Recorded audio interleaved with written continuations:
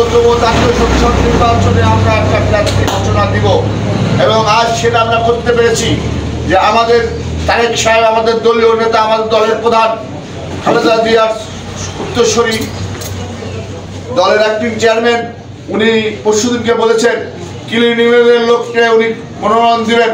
আমি মনে করি এই রাজবাড়ী জেলায় রাজবাড়ী 2 আসনে একমাত্র কিলিনিমের লোক জনাব আবুল হোসেন খান।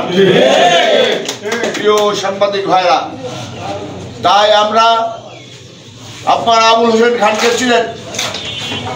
আমরা আজকের এই মিটিংয়ে 11 এবং 16 সালের 3 জন সাবেক চেয়ারম্যান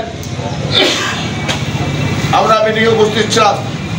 আমাদের মিটিংয়ে 7টি ইউনিয়নের সভাপতি সেক্রেটারি উপস্থিত ছিলেন এবং বিভিন্ন অঙ্গ সমন্বয়ের যুব দল, শ্রমিক দল, কৃষক দল, ছাত্র দল, সব দলের নেতৃবৃন্দ উপস্থিত ছিলেন।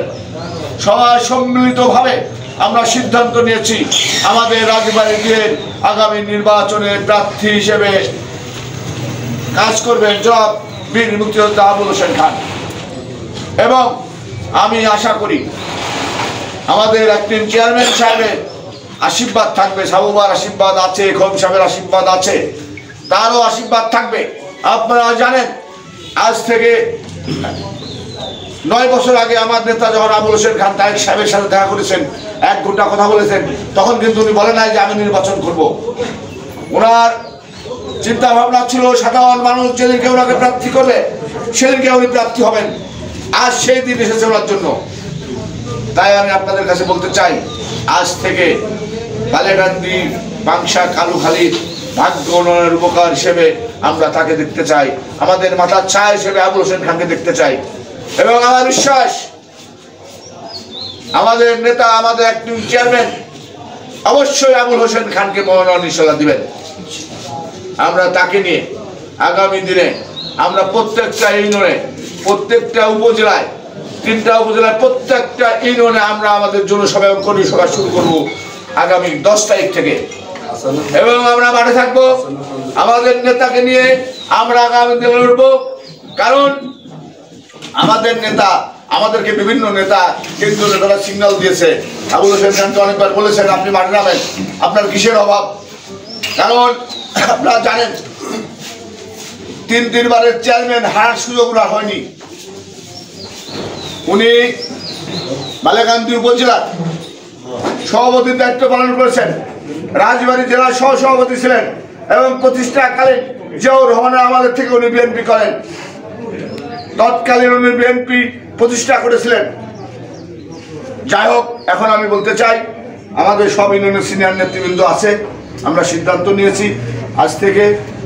এবং আপনারা সাংবাদিক ভাইরা আছেন, আপনাদের কাছে আমাদের আহ্বান, আমাদের নেতার সাথে যোগাযোগ করবেন এবং নেতার ভালো দিকটা আপনাদের লিখনির মাধ্যমে তুলে ধরবেন, যাতে আমাদের অ্যাক্টিং চেয়ারম্যানের কাছে এটা যায়, আমাদের পার্টির সভানেত্রী এবং খালেদার কাছে যায়, প্রেসিডেন্ট সদস্যদের কাছে এগুলো যায় এবং আমাদের জেলা যারা নেতৃবৃন্দ আছে, আমাদের আশপাশে যারা নেতৃবৃন্দ আছে।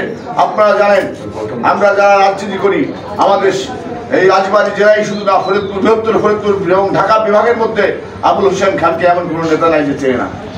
কয়েকদিন আগে আমরা গিয়েছিলাম কৃষক দলের সেক্রেটারির কাছে, আমার বাবুল ভাই সদ্য ভাই, উনি বলেছেন আপনার কিসের অভাব, আপনি কেন মাঠে নামান না?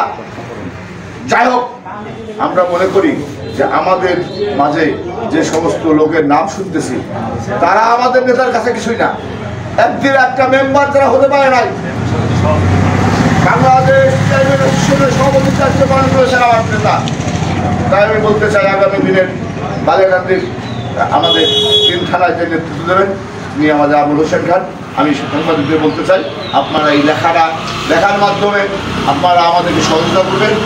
আর আপনাদের সাংবাদিকের অনেকের অনেক সমস্যা থাকে, আমাদের কাছে আসবেন, আমাদের নেতার কাছে আসবেন, আমাদের নেতৃবৃন্দের কাছে যাবেন, আপনাদের জন্য পাশে আমরা থাকবো ইনশাআল্লাহ। সবাইকে ধন্যবাদ, আল্লাহ হাফেজ। আপনাদের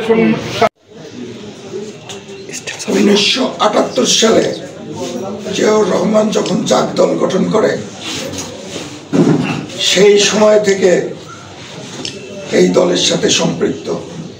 জাগ দল গঠনে আমার ভূমিকা ছিল, জাতীয়তাবাদী দল বিএনপি গঠনে আমার ভূমিকা ছিল, জিয়াউর রহমান সাহেবের সাথে একাধিক মিটিংয়ে ওনার সাথে একসাথে থাকার আমার সৌভাগ্য হয়েছে। তখন থেকে এ পর্যন্ত আমি কম বেশি দলের সাথে জড়িত আছি।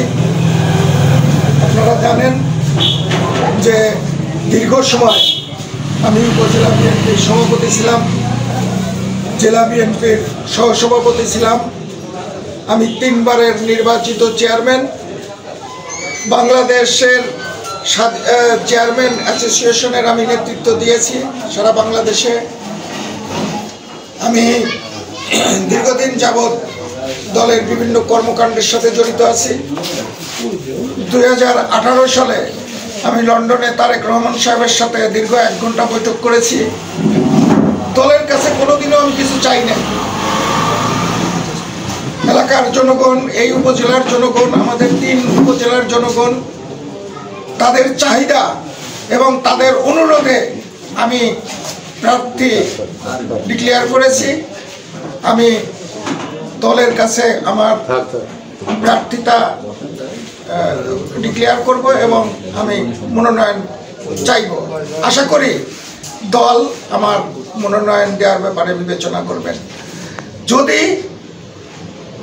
নাসিরুল হক সাবু সাহেব উনি সুস্থ হয়ে উনি আসেন, উনি যদি মনোনয়ন নিতে পারেন তাহলে আমরা পিছায় যাব।